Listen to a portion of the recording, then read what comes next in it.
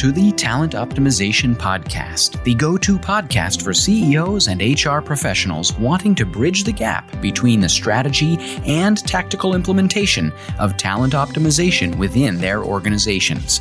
Through interviews, predictive index, and personal experience, your host, Tracy Shirk, helps you discover the facets of talent optimization from both a CEO and HR perspective to truly create the dream team for your organization. Are you ready? Let's get started. Communication that drives results. What exactly is that?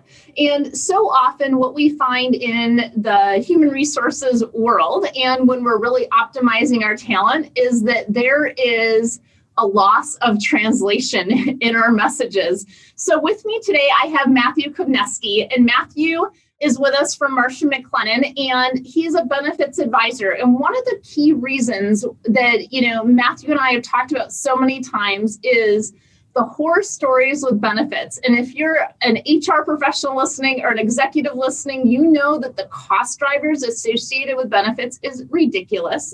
And specifically, how we communicate those to our employees have a huge impact on that employee retention and employee engagement. So Matthew, welcome. Hi, thank you for having me on. Absolutely. So, one of the things when we talk about communication is building trust with those individuals that we're communicating with. And when you think about how you supported organizations, specifically in rolling out benefit plans, how do you build trust with them? Well, I think the biggest thing is coming down to understanding and knowing your employees, because it doesn't matter. You could have the best workplace or the best benefit package possible in the world, but if your internal audience, your employees aren't perceiving it that way, it doesn't matter. So it's really coming down to having that communication, that focus plan in place to go ahead and say, hey, this is why you as an employee mean so much to us. And this is why we want you here into our family, instead of being somewhere else where the benefits may be a little bit less, the pay might be a little bit more, and just not having them know the understandings of what all it goes into for them to be a part of the family. Absolutely.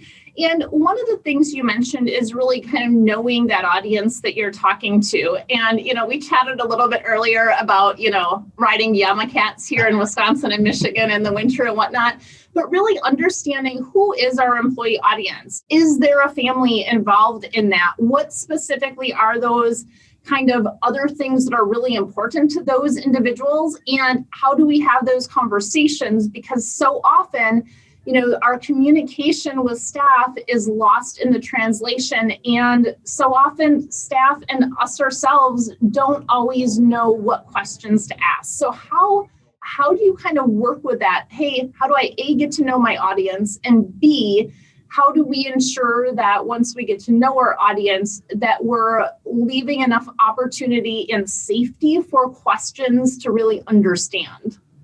Man, I think it's a critical one to be looking at now, because with so many different generations in the workforce, how I want to have information relayed to me is going to be completely different than you. It's going to be completely different than the business owner versus someone just graduating and coming into the workforce from high school or college. And one of the biggest things that I stress with is making sure that you know those points. How do they want to be communicated to? And it's doing simple things that we all think of that we should be doing, but we never have the time to get to it. It's always put on the back burner. So one of the things that I always do for my clients is say, hey, let's go ahead and survey the entire employees.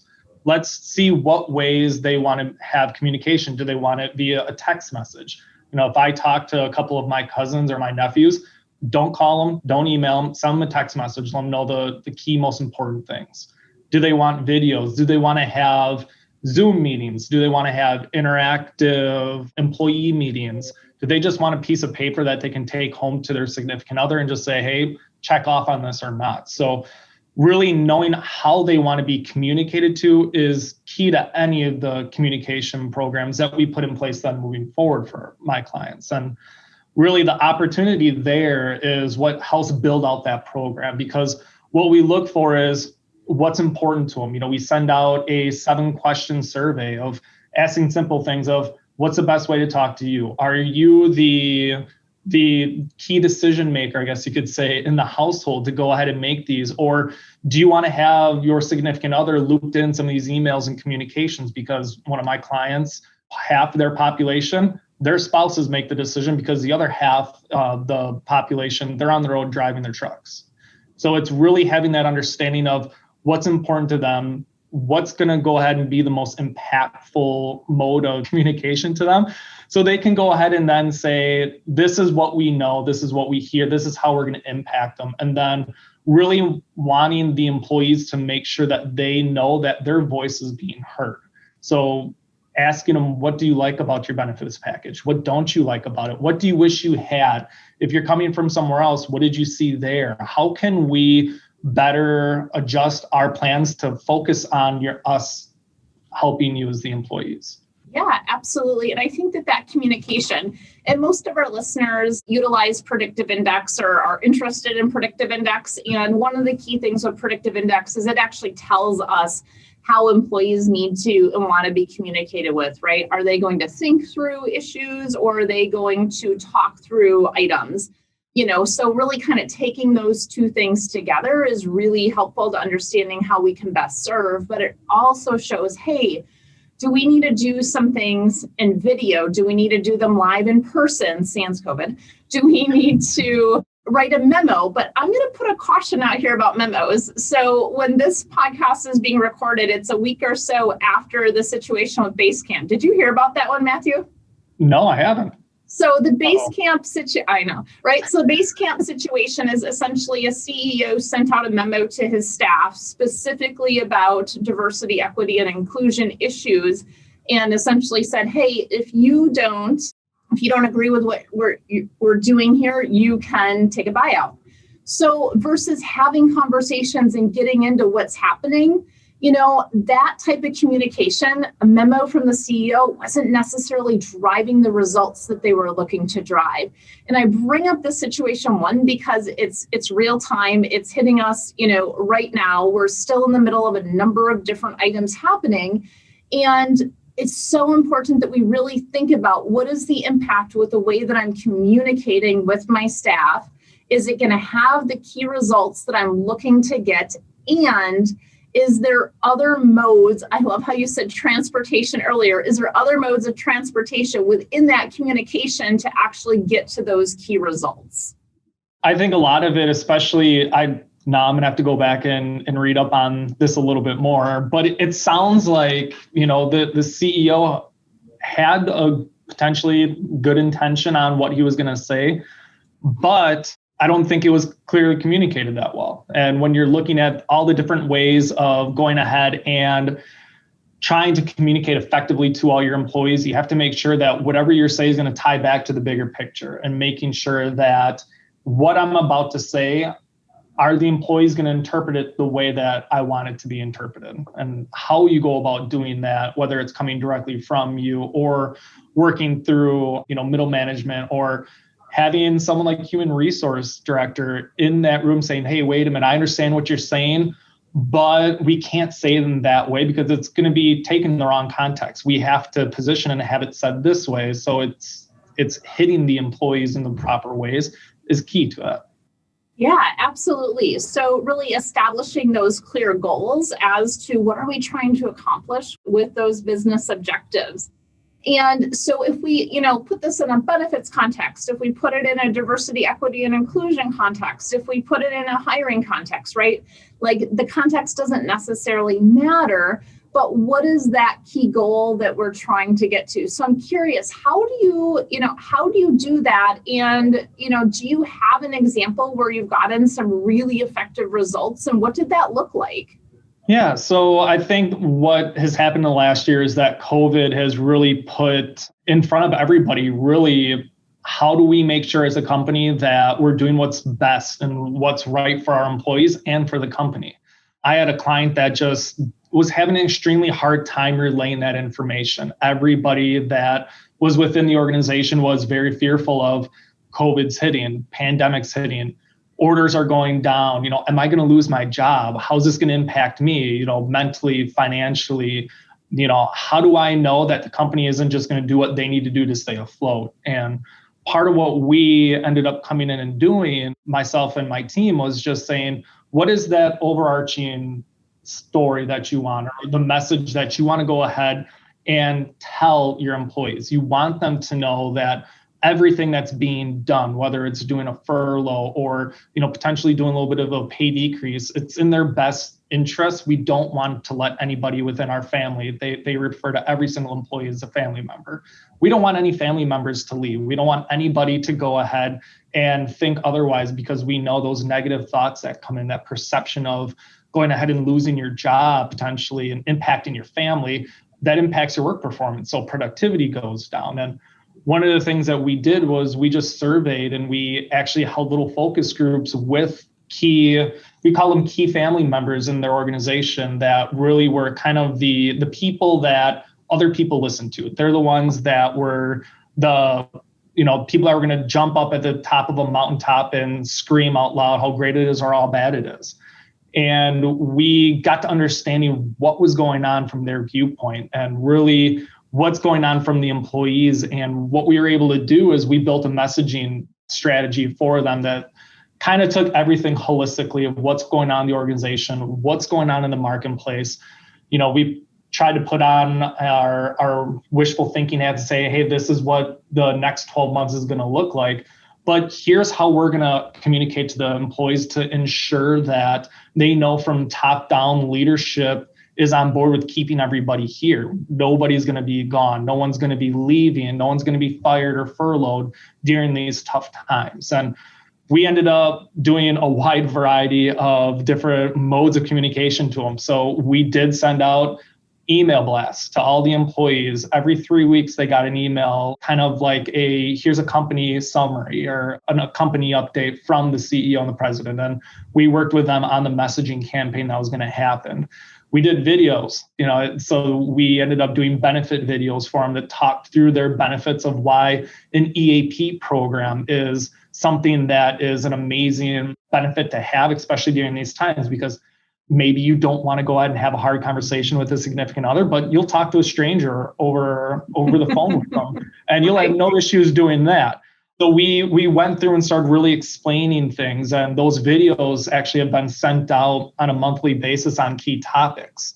We went ahead and did virtual meetings. We did Zoom meetings, in-person seminars. Sure. We actually built out an entire calendar for the entire remaining of last year and into this year of what every week that communication touch point is going to be and how it's going to be impactful. And one of the biggest results from it is we saw that they were having some turnover issues, but they lowered their turnover by 7%, while their employee experience and satisfaction increased over 33%. Just making sure that they knew what was going on, what's the state of the company, and knowing that the company was really there backing them really helped drive results on it.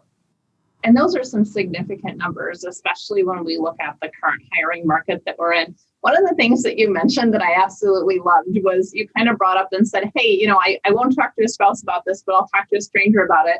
One of the kind of jokes that I have with my husband is, hey, guess what? If you don't tell me what's going on, and when I make it up, it's probably a whole lot worse than you just talking to me, right?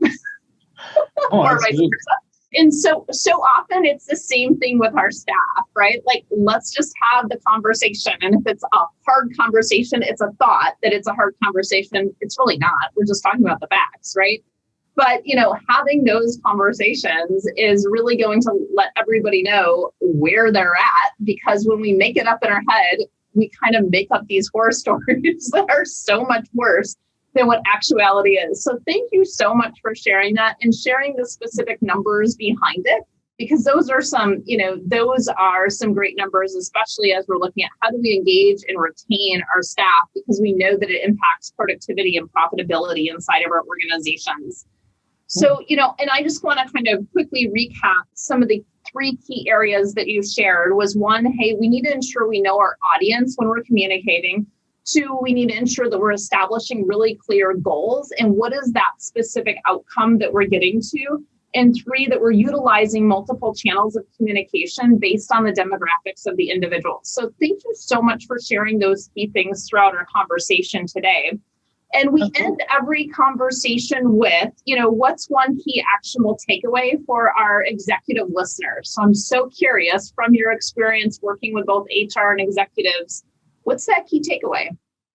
I would say for this, the executives that are listening, one of the biggest takeaways is how you're engaging with your employees really can make or break the culture internally in the organization and what the word of mouth does on the outside. And company culture and the employee communication is more important now than it's ever been.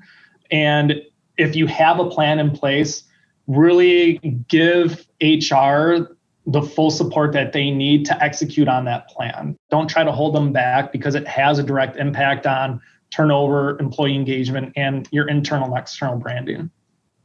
Awesome. Thank you so much for that. And now let's flip it for a second. So what's one key takeaway for our HR listeners? If you have a plan that's set in place, make sure that you don't try to bite off more than you can chew. Make sure there's executable milestones that when you're sitting down with the executive team and you're saying, this is the plan that we have in place, here's where we're at on achieving those, and here are the results from them.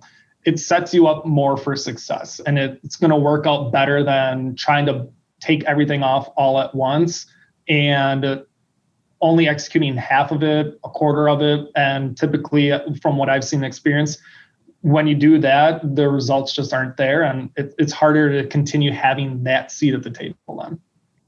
Awesome. Thank you so much for that. And with that, as we kind of close out on our episode on communication that drives results, if you're looking to connect with Matthew, you can find him on LinkedIn, or you can find out more about Marsh McLennan, and both of those will specifically be in the show notes.